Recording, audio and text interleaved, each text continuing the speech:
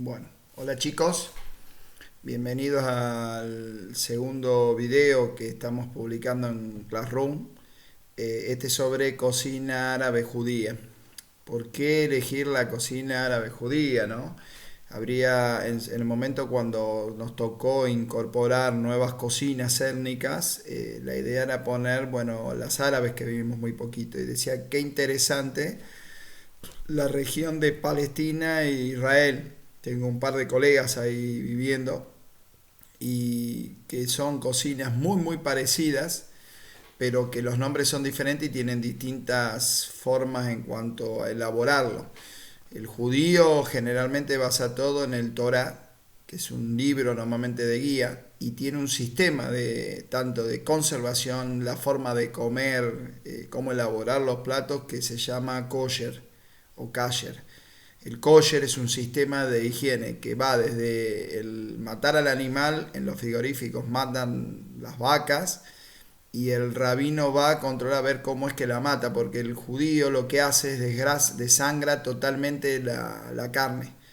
Yo acá en el Mercado Norte hay un puesto de carnicería kosher y he comprado un par de veces hacer unas pruebas con carne y es prácticamente muy parecida. Lo que le cambia el color, los cortes igual a los argentinos. No quita que en Israel pueden haber otro tipo. Acá se aplican los mismos cortes. Pero cuando uno ve el peseto, la bola de lomo, parece carne de cerdo por lo rosada, porque como lo desangran totalmente, no tiene un color mucho más claro. Lo mismo que ellos no consumen animales de pescados, mariscos, algunos animales con la pezuña, por ejemplo, con una pezuña, a veces ellos van viendo. Es decir, tienen varias reglas. Y después la particularidad que tienen los judíos, ya después lo van a ver con Lavero, no me voy a meter en el terreno de Lavero, depende de las distintas regiones, que ya van a ver los distintos nombres. Por ejemplo, es un pueblo que está por todo el mundo y donde tiene sus cuatro principales lugares es los judíos de Centro Europa, Rusia, Polonia, Ucrania, todo, que normalmente son unas comidas que van a encontrar mucha similitud con las cocinas centroeuropeas, ¿no? Rusia, en Alemania en algunos casos. Yo una vez veía un libro recetario de cocina judía y veía el borsch, que es una sopa de remolacha típicamente de Rusia, de Ucrania, o van a haber utilización de mucho de la papa. Por ejemplo, nosotros vamos a tocar los vareniques, que uno lo ve, es decir, tienen bastantes similitudes. En cuanto a los árabes, los palestinos son generalmente tienen el Corán, que es el que marca las pautas, y que también tienen una cierta similitud con los árabes. Por ejemplo, ellos no consumen el cerdo y tienen también sus propias reglas en cuanto al momento de consumir, ¿no? El cordero es muy utilizado en ambos pueblos y después variedad de platos que son muy interesantes. En el caso de Israel sería, bueno, con Palestina. En el caso de los judíos de Centro Europa, después están también los judíos de la península ibérica, España y Portugal.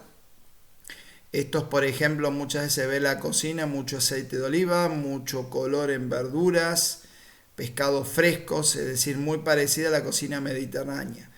Y los últimos, el cuarto lugar en cuanto a lugares con más población es el norte de África, tanto en Yemen, en Marruecos. Ahí la cocina es una cocina muy especiada, terriblemente especiada por la ruta de especias que hay y una variedad muy interesante de productos. Tienen su comida en común todo lo que es la colectividad judía, pero también tiene sus diferencias. Bien, vamos a pasar a ver los distintos tipos de recetas que vamos a elaborar y vamos a ir a hablar un poco de los tips de cada una de las mismas.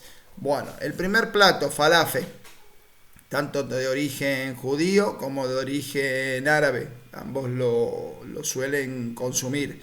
El falafel es una especie de albóndiga a base de garbanzos machacados, hidratados, una hidratados se los machaca, se los pela y se los mezcla con miga de pan, perejil. Eso es lo que le va a dar una consistencia, una característica.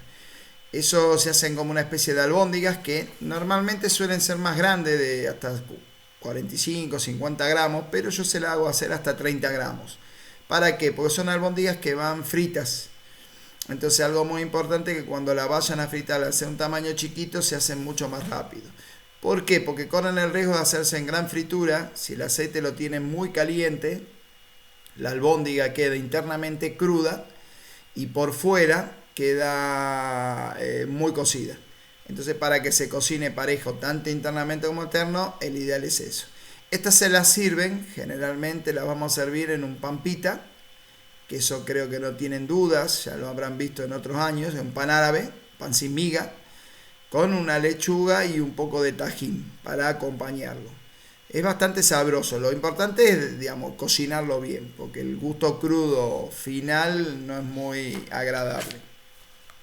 Los varéniques son una especie de empanadas, harina, huevo, agua, se hace la masa, se le da un poquito de amasada y se la deja descansar. Posterior eso se estira bien finito y se corta con discos aproximadamente de unos 5 centímetros. Por otra parte se hace el relleno a base de papa, puré de papa, en donde se hace un sudado de una cebolla doble ciselado, prácticamente sin color, con bastante aceite, porque eso es lo que le va a aportar también el gusto, poner un poquito más de aceite de lo común que nosotros le ponemos en un salteado. Ahora, importante que no tome color, principalmente que potencie mucho el sabor del aceite y de la cebolla. Eso se mezcla y se hace un relleno, en donde se lo termina envolviendo con la masa, tomando la forma característica de lo que son los tortellini, que son una especie de empanaditas más o menos de este tamaño, bastante chiquitas, y estas se las pone a hervir en agua con sal y un poquito de aceite. Calcúlenle entre 2 y 3 minutos como máximo, porque la masa que nosotros hacemos son muy frescas. A veces hasta 5 minutos lo puedo dejar, pero una masa que tenga un poquito más de reposo. Esto al salir se lo acompaña con un aceite, con una cebolla. En vez de doble ciselado, esta va ciselada. Y la particularidad que tiene, a diferencia de la anterior, es que esta hay que saltearla hasta que tome un muy buen dorado. Le diría casi una caramelización. Una vez que saco el varénique del agua, lo tiro directamente en la cebolla. Con la cebolla bien dorada, salteo un poco y lo presento. Eso sería particularmente el primer plato. No hace falta que le metan todo el aceite que tiene. Solamente es para aportar un pequeño gusto. Bien, el varénique lo pueden tener armado. Nosotros trabajamos toda esta clase con tipo mise en place. Entonces lo que pueden hacer al momento que empieza el despacho, recién lo marchan. No hace falta marcharlo y después recalentarlo. Vamos a tratar en este cuatrimestre de evitar el recalentar las cosas. Nosotros vamos a tener una mise en place armada y a medida que uno va sacando los platos vamos elaborando todo. Para eso necesita una buena sincronización de la brigada y órdenes claras principalmente de los jefes de cada grupo. Bueno, el otro que tenemos es una leija de miel. La leija de miel es una preparación, es una masa que hay distinta elaboración de productos en donde lleva ciertos ingredientes. Ingredientes a tener en cuenta, por ejemplo, harina 4 ceros, huevo, miel, azúcar, polvo de hornear, bicarbonato de sodio, aceite, manteca, naranja, el céster de naranja, que es la cáscara rallada, y la naranja de jugo. De que yo lo que haría sería trabajar una naranja entera y reducirla a la mitad, para que eso potencie el sabor. Como técnica, batir los huevos, dejarlos levantar, incorporar los líquidos y la harina de a poco, en capas. Siempre continuamente ir mezclándolo. Eso se pone en una placa enmantecada o aceitada y se lo lleva al horno. 180 grados aproximadamente 7-8 minutos. Depende también el tamaño de la placa. Eso sería el leija. El leija se presentaría de esa forma. Puede ser redondo, puedo cortarlo en cuadrados, pero básicamente sería. Yo lo que le incorporé un extra que no lo llevaría, pero para mejorar la presentación, que es un merengue italiano, que yo lo puedo poner con un poquito de colorante y gelatina para que le den más estructura, y lo puedo directamente poner en placas en el freezer, hecho ya los copones, cosa que al momento de salir pongo el merengue italiano por arriba. Y el otro que tenemos es un coulis de menta, característico, en donde dejen algunas mentas aparte del coulis para poder decorar. Ese sería el primero, el leija, que es un postre muy característico de los judíos, principalmente de los judíos, ya no de los árabes. Bueno, el siguiente plato que tenemos es el baba ganoush, en donde el ingrediente principal que va a llevar es la berenjena.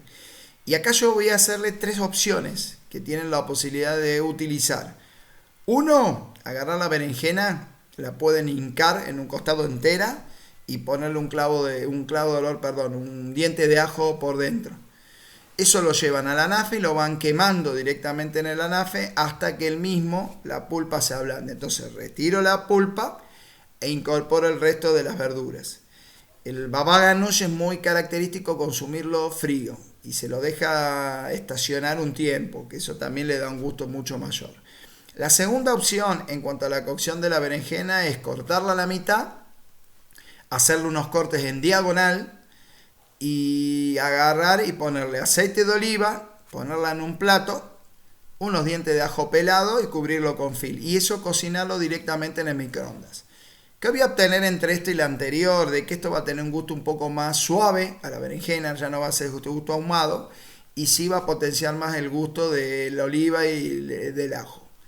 Y la tercera, directamente envolverla en aluminio con un poquito de aceite de oliva y un diente de ajo entera, mandarla al horno. Que eso mismo yo lo puedo hacer en una parrilla, tirarla directamente a la parrilla.